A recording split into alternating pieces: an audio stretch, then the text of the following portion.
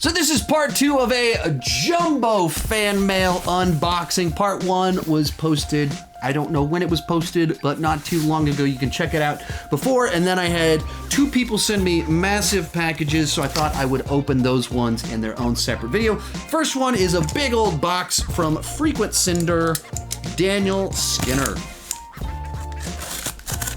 And if you didn't see the first video on here, I actually got to meet him last week. In LA, we saw, well, I guess I saw Top Gun. He didn't see Top Gun, he was gonna watch it with someone else, but he showed up before I went into Top Gun and we got to talk for like an hour. So this is really, really cool. Alrighty, so we got a big old box with a bunch of stuff in, whew, let's see what all we have in here.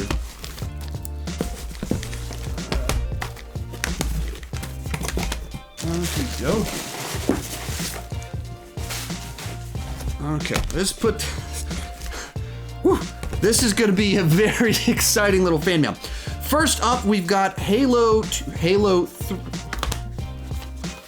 First off, we've got 3 different Halo games, going all the way back to our Xbox, 2 for the 360, and I do have a 360 right over here, so I can play through these. I know the Halo series has been playing, and I've been watching through it. My wife has actually been a lot more excited about that than I thought. She's actually more excited about it than I am. So she's like, hey, is there more episodes? Can we keep watching? I was like, yeah, we got more episodes. And then I had to leave town, so we couldn't finish it in time. And I would have done a season review, but I couldn't get everything watched before I left town. But with that in mind, I assume that kind of sparked Mr. Skinner's memory, and he decided to send me some Halo games, so perhaps the Chandlers will be playing Halo right over there on the TV that's frequently in the background of my videos. Then we got a big old selection of Blu-rays. First up, The Change Up. That is a comedy that I think I saw this one opening weekend when it first came out, and I remember laughing at it. It was it's very crass and vulgar, but it certainly made me laugh. Next one up, Beautiful Creatures. I don't know if my mind is just blanking on, but I don't think I'm familiar with this one offhand. I could just be having one of those moments. Then we have Goosebumps, the first one from a few years back. Haven't watched this one yet. I didn't read the Goosebumps books growing up, so I don't have like particularly nostalgia for Goosebumps. But you know, any sort of fun little scary movie, I can have fun with it. Then we have one, I guess, for the kids, Thomas and Friends. There's been over the years, Thomas has been played in our household quite a bit.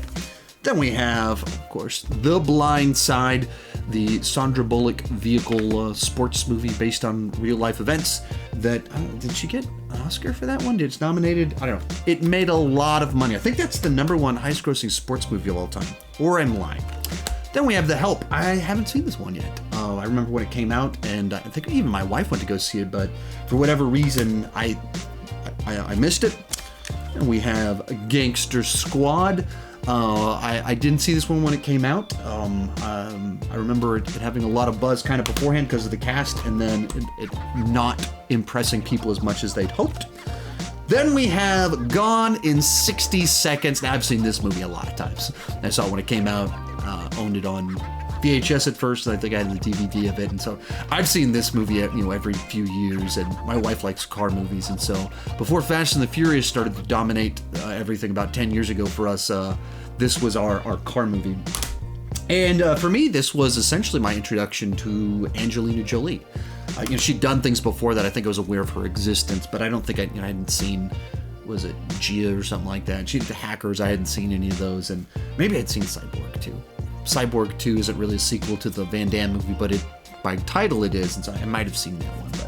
But this essentially was the movie to me that was like, oh, this Angelina Jolie, she's probably gonna have a future in this industry. Then we have Omega Man, and my introduction to Omega Man is actually from the movie Strange Brew, which is a adaptation of Hamlet in the strangest way possible.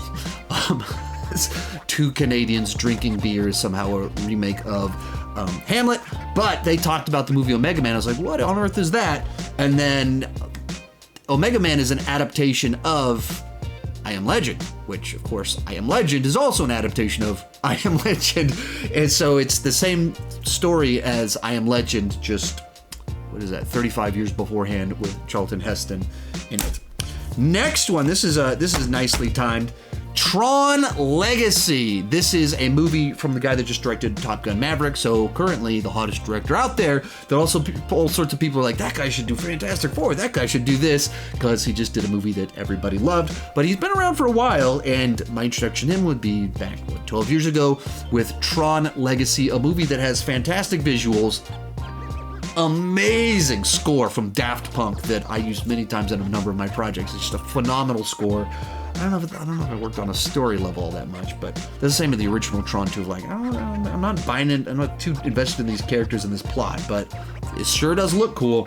My wife loves Tron, and so she'll probably be appreciative that one showed up at our house. But actually, in the greater Austin area, there's a shortage of Tron on DVD for a while. And apparently we rented it and forgot to return it. And so the reason you couldn't rent Tron in the area where we lived for a while is because we rented it and never returned it. Then we have Hostage, a Bruce Willis film. I haven't seen this one, can't really comment on it. And then Pain and Gain, the Michael Bay film about a real life story that, on the one hand, it's a really interesting and entertaining film. On the other hand, because it's based off a real life story, involved real people dying, it was really distasteful. It's one of those movies that you're like, if you can like get over the nasty taste in your mouth of like, oh, I don't think that this tone works with what we're watching. People really died. If you can get over that, then it's really enjoyable in its own Michael Bay sort of way. That he has more talent than people realize, because he did all those terrible Transformers movies and he kept doubling down on the same bag of tricks, but he actually can bring some things to life. Final one in here, he did another copy of Crimson Tide. Apparently really wanted me to watch Crimson Tide, so we had the used copy, and then this is a new copy. Thank you. I now have 2 copies of Crimson Tide. That will move us right along to here's where things get super duper excited. Some Neat sent me 2 boxes, a jumbo dose of fan mail from Some Neat. He's been talking to me about this for a while, asking me if I've received it yet, asking me when I could open it. It is about to happen right now. And man, you said you outdid yourself, and it looks like you did.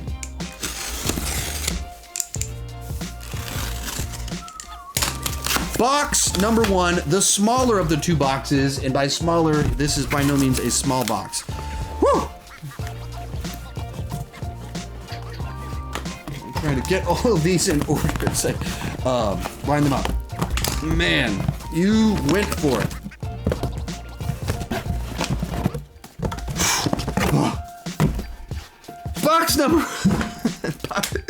Box number 1, what do we have in here? First up, we have Eternals. Now, I certainly had my criticisms of Eternals, but of course, I'm always a supporter of the MCU, and so got it in 4K. Need to rewatch it at home, see how if it plays differently watching it at home with some time to process it. So need to do that before Thor 4 comes out, and now I can do it in pristine 4K.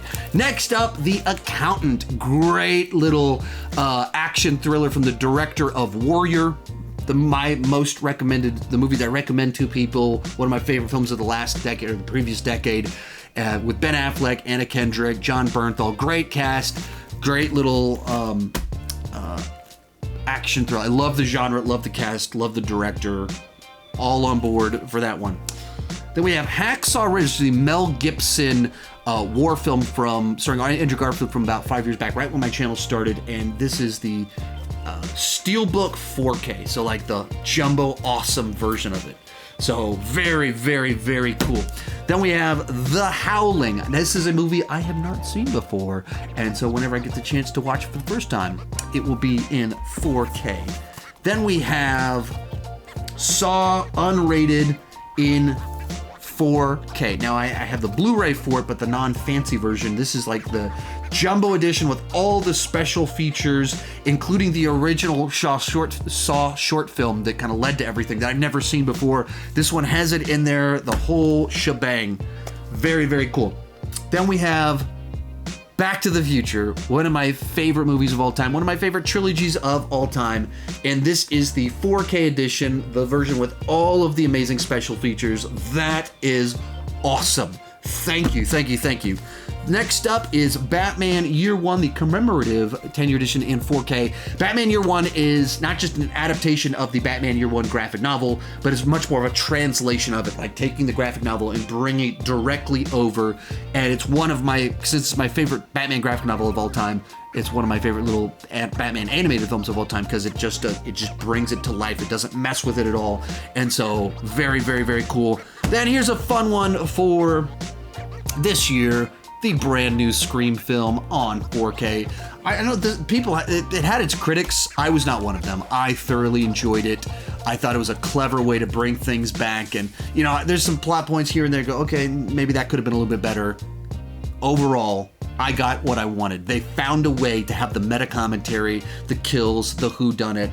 Totally worked for me. Then we got the Kingsman trilogy in 4K. And I'm not a big fan of the second one, but I actually really dug the new one. This one seems like really polarizing, where some people just hated it, didn't think it fit. For me, I just thought it was a great father-son story that did something different. I found it incredibly emotional while having the cool action and weirdness that you want from a Kingsman movie. I can understand why it's just too different for some people. For me, I ate it up. We have Alligator, another one I've never seen before, but we got it in 4K, so it'll be nice and pristine whenever I do watch it. And my wife loves movies like this. So telling her we got a creature feature. She doesn't like do horror, but she does creature features. It's a very odd mix. We will be watching it in 4K when that happens. We have the latest M. Night Shyamalan film. Another one my wife hasn't seen yet. I had to go see it. We couldn't get a babysitter, so I went by myself to go watch it.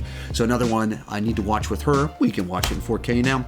Now we have Dementia 13. Now I'm not familiar with this one, so you'll have to fill me in my DMs as to the backstory on this one. I guess the first film by Francis Ford Coppola. There we go. That's the explanation on there. So first film from Francis Ford Coppola. I have not seen it yet, so now I am intrigued. Then we have the recent Catwoman animated film, Catwoman Hunted. I always love to check out these DC animated films. I watch most of them that come out as long as I don't miss them. This one I missed it because I was traveling, went up to go see Cody Leach, and now I can check it out and some point in time this year. We have 1517 Paris, the Clint Eastwood film. Haven't seen this one, missed it when it came out, but Clint Eastwood is one of those directors that's just a solid, consistent hitter. Then next up is The Green Mile. This is a movie that I actually have on my list to watch in the next few months, because whenever the new version of Salem's Lot comes out, I'm hoping to do a ranking of Stephen King movies of some sort. I can't do all of them because there's too many, but I want to do either highest grossing, best Rotten Tomatoes, or just my top 10. So Green Mile is one I would certainly need to rewatch in the process leading up to, so now I can do so. And we got Charles Bronson, the original Liam Neeson. And he's another one of these guys that had like a very prestigious career in the 50s and 60s, and then in the 70s did Death Wish, and then all he did for the next 25 years was Death Wish movies and Death Wish ripoffs, and that's essentially what happened to Liam Neeson. Prestigious career for 20 years, and then he just Taken, and he just did action thrillers henceforth. And so Charles Bronson had the same career path. So we got several movies in there that I'm not sure if I've seen any of those ones, so pretty cool. You can check those out. And then finally we got a 4-pack of Hitchcock classics, and all movies that are the go-to ones you gotta watch. One of these days I need to do like top 5 Hitchcock films, or my thoughts on some of his top movies. Got to do it one of these days. Hasn't happened yet, so maybe this is the opportunity. That's just box number 1. Let's move on to box number 2, and this is the even bigger box. As crazy as that sounds. Whew, you really outdid yourself. Your generosity is insane. Okie dokie. I almost slashed towards myself because I guess I have a death wish, just like Charles Bronson. Okay, can I get it open? We can. It is opening up, and whoo! All right, we got a bunch of sets in here. Bunch of sets. Okay, all right. All right. Whoo! first up, what do we have here?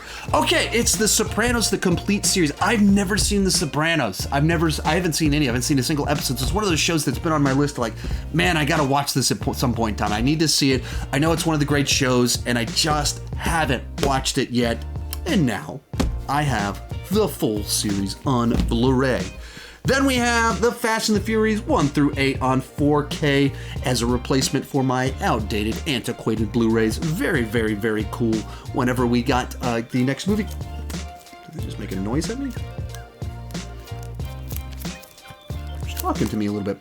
Whenever that new one comes out, I will be binge watching the whole series in pristine 4K. Then we got a 3-pack of 3 great little